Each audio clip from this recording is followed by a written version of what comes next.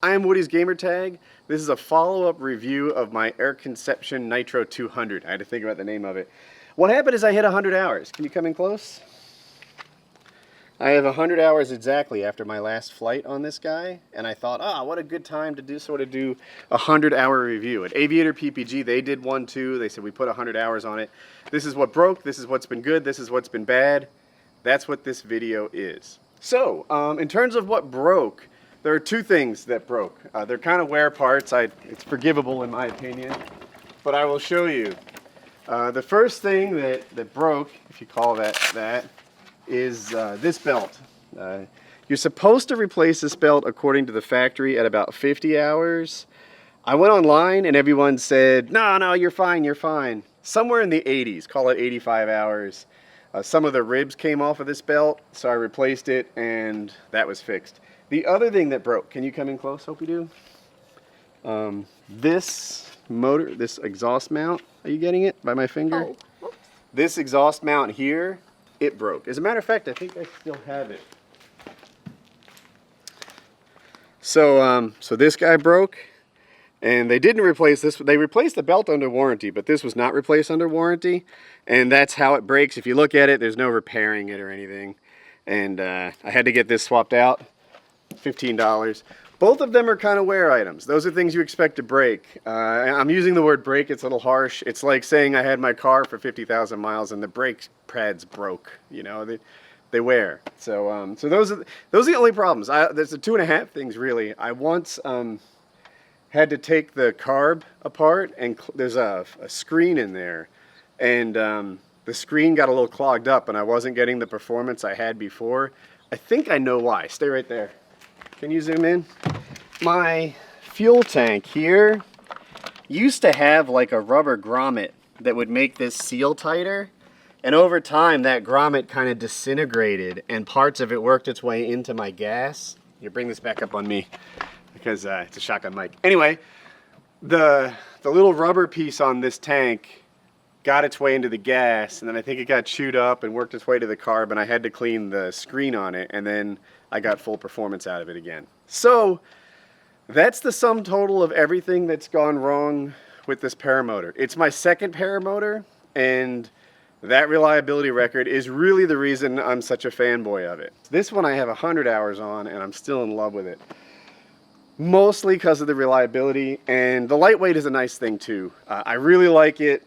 Like, heck, my very last flight I was coming in, as I was landing, I got lifted up. So when you get pulled up in the air on landing, you know that what's following that lift is some sink.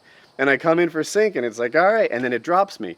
So my landing, instead of being this nice, smooth, like slide your feet off the ground and having almost no vertical speed, was like jumping off a chair. Not the end of the world, but jumping off a chair with a 42, 45-pound paramotor is so much better than with an 85-pound paramotor.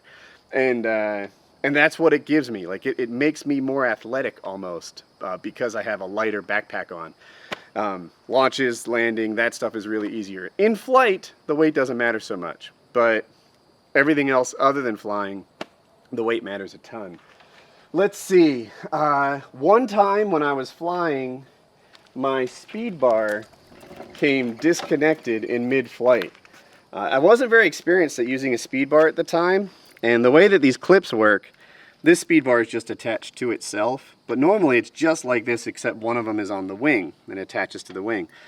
It somehow came unclipped. I know I clipped it. It's like I have a distinct memory of doing it. When I grabbed my A risers, because I was new at speed barring, I had to take time to concentrate and think about where it was going to go. I know I was clipped in.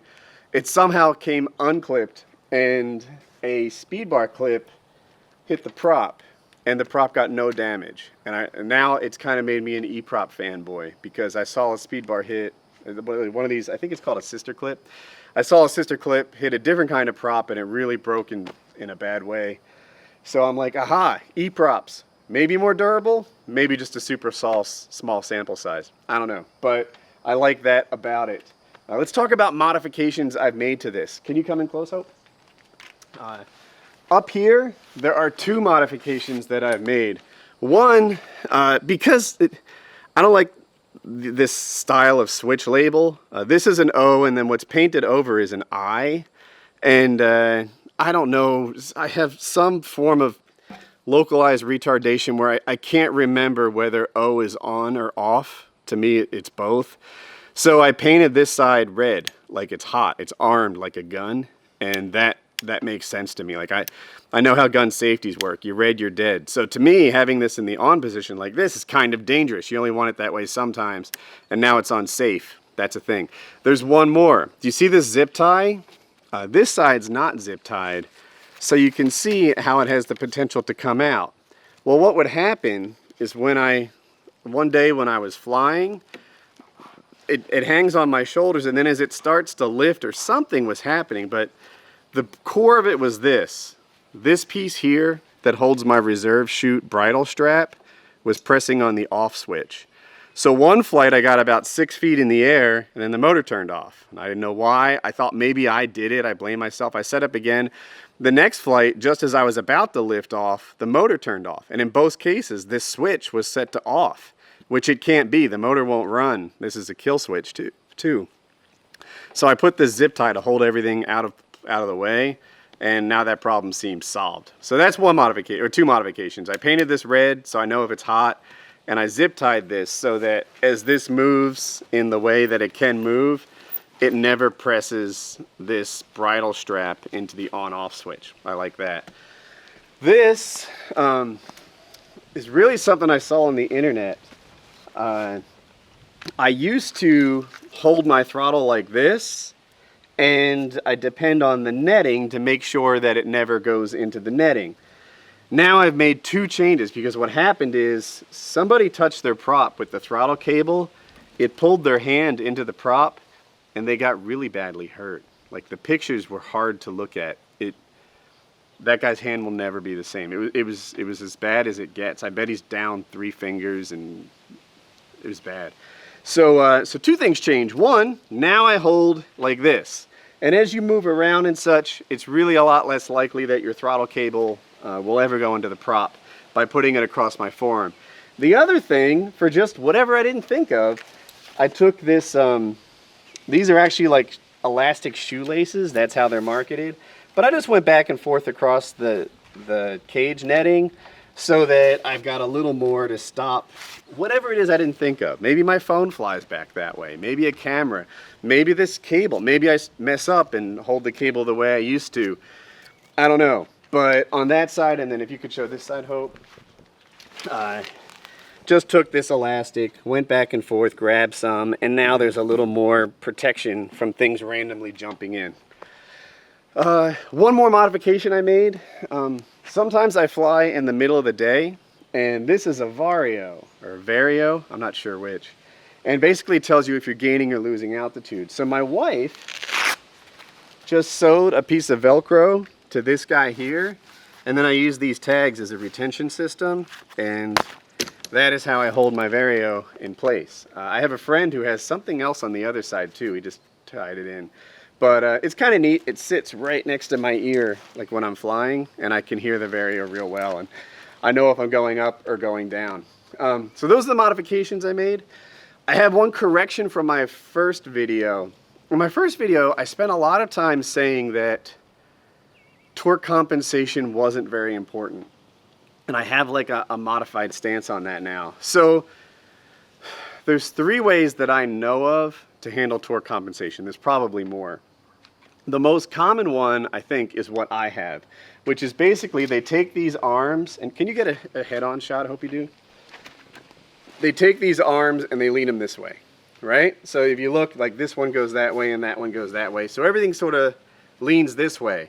That way when the prop, wants to make you torque, it alters it. It sort of counters that effect. This way is pretty good. There's another way, I know Black Hawk does it this way. They basically have no torque compensation built into the motor, and then they depend on the wing to have different hang points. So it's like you're always shifting that way. That way works too, but it limits the wings you can have. Shucks, I have 4 different wings from 3 different manufacturers, and none of them would work on a Black Hawk. because they don't have like offset clip-in points. I know Dudek does. I know the Blackhawk wings themselves do. I think they're Velocity or something like that. But if you don't have torque compensation built in the paramotor, then it limits the wings that you can buy. The third way to do it, Nirvana does it on their Instinct, and then Scout is particularly known for it. They have these stators, I forget what they're called, but they're basically little wings, and when the prop sucks air through it, it counters the effect. So the prop spinning around makes you go like this, and then the wings make you go like that. And it's a neat concept because the faster the prop spins, the more they work. So like the more you need it, the more it works, whereas opposed to this, it always works the same amount. So my first video, I was saying, you know what? I don't even know torque compensation. I don't get it. Like, Tucker talks about it all the time. Maybe he has a more finely calibrated butt than I do because I can't tell. And then what happened was I got a more advanced wing. I fly a C-class wing now, a Speedster 2. And I started getting into acro. And now I'm very aware of the fact that like it sort of always turns left because when the motor runs, it turns right. Well, when I'm at idle, I turn left more easily than right. And I mean, heck, it seems like every pilot, almost every pilot in the world copes with it. It's not like you can't do it. It's not like I can't do it. But I'm just like, aha. Torque compensation is a concern of more advanced pilots. And I don't want to call myself advanced. Is there an intervanced, like something that's not quite advanced pilot yet? But it's definitely the kind of thing that I've become more in touch with. Like, aha, I always know how much my motor torques. I always know where we are. So it's a concern I didn't used to have that now I'm like, aha, when you get 100 hours on your paramotor, you'll become, more in tune. Or maybe when you go to a more advanced wing, it'll, like on my 26.5 meter Ramaflex, I don't really notice torque compensation. On my, more agile wing, I do. So I have sort of an update to my opinion on that. Torque compensation is not a beginner's concern, but someday it might be on your list. Then again, the two motors I mentioned that do it, I've never flown them, so I don't know if it's better. I know that they have their issues. Like when you first throttle on, the torque compensation is not working yet, but the torque is there. I don't know how big a deal that is because I haven't flown it, but I know that it exists. Also, they're both heavy motors. That Instinct and the Scout are both heavy compared to this. So that some people would say they're experts motors. I've never even flown them, but that's a thing that you can consider when you're making your buying decision. I'm dancing for some reason. My daughter's laughing at me. So that's it. I'm at 100 hours. I've had replace a belt and the exhaust mount. And I really like this motor. There isn't another motor I'd rather have. That's sort of the too long didn't read on this video. There are a lot of motors I'd love to try out. Don't dare offer me a chance to fly your motor or your wing because I'll probably say yes. But if the house burnt down, I'd get one of these again. And that's the bottom line. There it is. I hope you enjoyed the video. Yeah, multi-million-dollar deals got $1 million deal. When I was younger, I would wonder how $1 million feel. And for real, it feel like I ain't even broke a seal. Cause when you drop hits, they want you to pick up the bill. Now my life is in Maryland, my heart is in Chicago. New York state of mind, but out LA, man, that's where I go. When I need to lay this shit down, so much on my mind, that's the reason I'm spitting now.